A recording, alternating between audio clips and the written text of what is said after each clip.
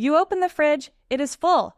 You close it, you open it again. Still full, you close it again. You check your phone, you open the fridge again, as if something different is going to appear this time. It doesn't. There is nothing to eat, you say. You recognize this scene because we have all lived it.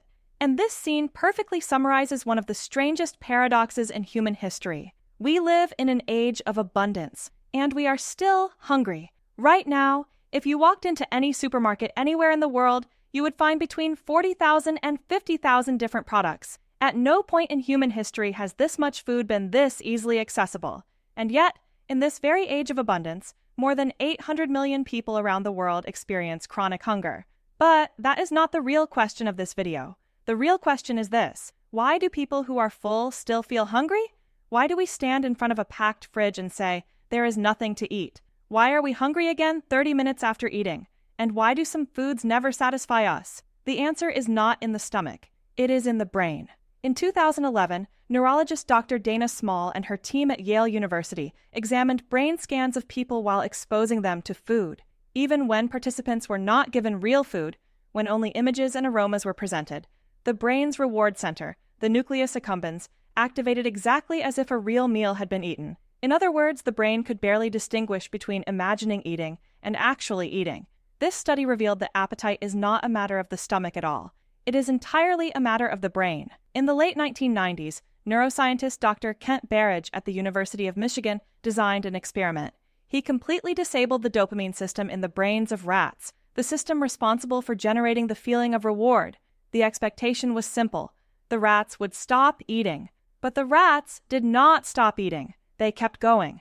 There was only one thing missing: pleasure.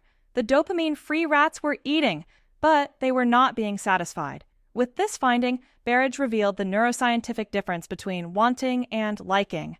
And that difference explains everything. The brain uses dopamine to want something, but it uses the opioid system to like it. And the modern food industry has learned precisely how to separate these two systems from each other. In 2019, a study led by Dr. Kevin Hall at the National Institutes of Health divided participants into two groups. One was fed ultra-processed foods, the other unprocessed foods. Both groups were given the freedom to eat as much as they wanted. The result was staggering. The ultra-processed food group consumed an average of 500 extra calories per day. Nobody told them to eat more. The brain wanted more on its own, because ultra-processed foods are products optimized to trigger the dopamine system. And this optimization was done deliberately, in laboratories, over years of research. The modern food system was not designed to satisfy you. It was designed to make you hungry again. Every salt-fat-sugar combination in every bag of chips, every flavor balance in every fast food menu, every image of hot-melting cheese in every advertisement, all of it has been calculated to press the brain's more button.